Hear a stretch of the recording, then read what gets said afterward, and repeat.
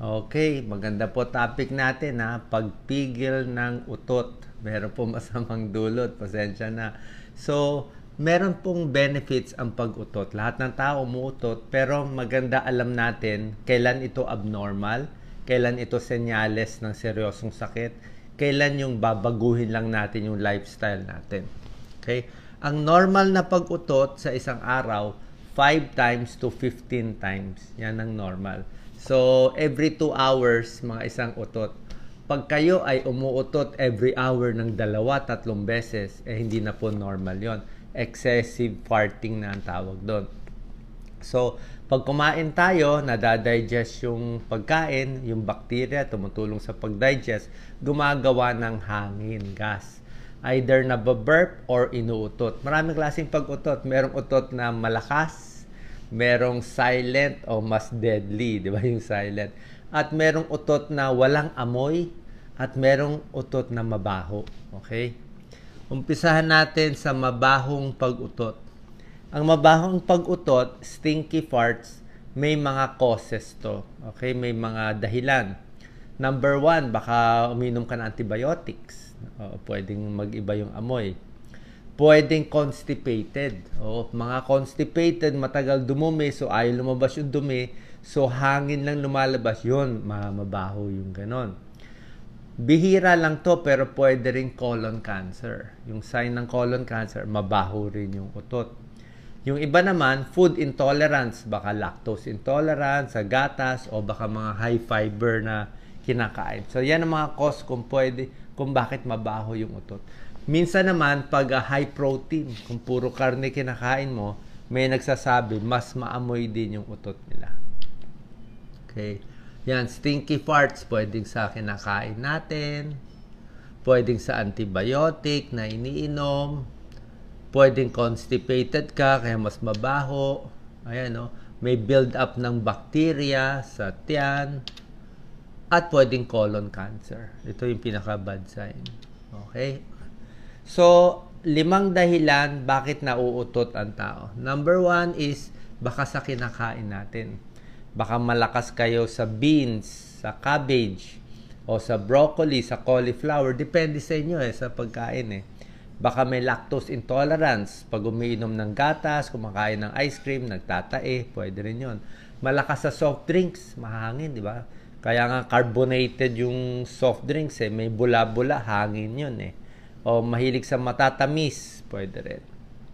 So, hard to digest foods. O baka meron kang kinain na hindi ka matunawan. O napakabilis ang kain mo. Pwede ring mga sakit. May mga sakit nagkokos ng hangin. Diabetes, mga diabetic, mga umiinom ng metformin, nakakakabag din yon, sumasakit ang tiyan. May eating disorder, may mga GERD, hyperacidity, may ulcer, pwede rin. Tsaka merong mga mas hindi common sa atin, inflammatory bowel disease, Crohn's disease, ulcerative colitis, common to sa Amerika. Sa atin, parang not that common pero nagkakos din ng kabag at utot ng utot. Sa tingin ko, mag-comment kayo. Tulad na sinabi ko, di ba? Every 2 hours, dapat mga isang beses lang. Pero kung every hour umuutot kayo, very common to stress-related. Anong connection stress-related? Pag stress, may tinatawag na sakit na irritable bowel syndrome. Meron tayong irritable bowel. Ang irritable bowel, makulo ang tiyan nila talaga. Mga nervyoso, nervyosa, pag na-stress sila, biglang matatai sila.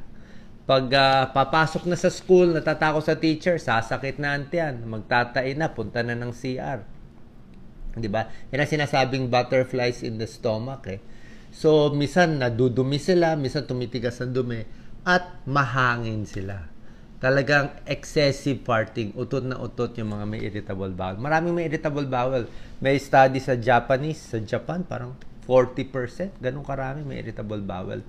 At yung mga ibang tao, pag na-stress, mabilis kumain, lunok na lunok. Smoking, pwede rin. Alcohol, nakakakos din ng tsaka mga sweets. Next, makabag din at utot ng utot yung taong constipated. 4 na araw, hindi pa dumudumi. So, matagal matagal yung mga pagkain dun sa naiimbak sa tiyan na ferment dun. So, mas mahangin at mas mababaho yung utot nila. So, parang dumi na kasi. Number 5, baka nagbago yung bacteria mo sa intestine mo. Baka uminom ka ng antibiotic. Yan, no? Kaya nag-iiba. So, anong gagawin natin?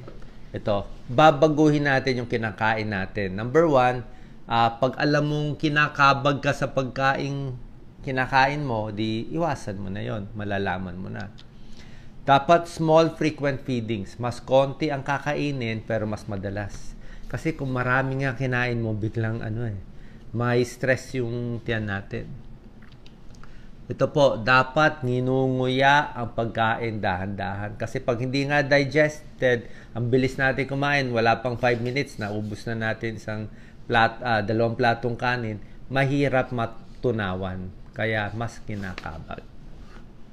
Maganda rin to po, exercise. Maglakad-lakad, pwede jogging, pwede stretching. Pag nag-exercise, mawawala yung kabag, mas mauutot ka, pero at least malalabas mo yung hangin. Isa rin nakakautot, nakakasakit ng tiyan, fried foods, mamantika. Pag oily kasi ang pagkain, mas matagal na nanatili sa tiyan natin. More than 4 hours Oo, pag oily. Pero pag hindi oily, mabilis lang ang digestion. Carbonated drinks, kaya siya malinamnam, di ba? Mabula-bula Kaya pag binuksan mo yung mga soft drinks, di ba? May air na lumalabas, carbonated. So, hangin din yan. Nakakakabag, nakaka-burp. Pwede po uminom ng probiotics. Merong mga 50 million or 5 billion ang ganun mga preparation nila, 5 billion probiotics. Actually, meron ako nito Ito yung mga proven na supplement. Maganda to, nakakatulong to ito yung mga good bacteria na mas nakakatulong sa pagtunaw ng pagkain. Less gas. Kailan tayo magpapa-check up sa doktor? Okay? Pag yung utot nyo o yung kabag nyo matagalan. Mayroon, 1 buwan na, ganun pa rin. Pag sumasakit na yung tiyan nyo, talagang matindi. Pag namayat na kayo more than 10 pounds, ibang usapan na yon, di ba? Pag namamayat, takot tayo, baka may bukol.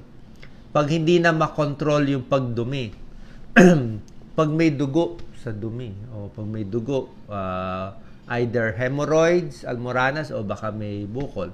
Pag nilalagnat na, nagsusuka na, may joint pains, iba na usapan doon, di ba? So, yan ang mga mapa-check up. Pwede pa ultrasound ng buong tiyan.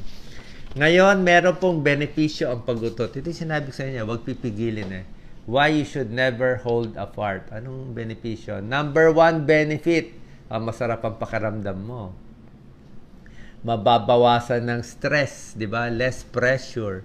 Ma-activate pa sa utak mo yung reward center.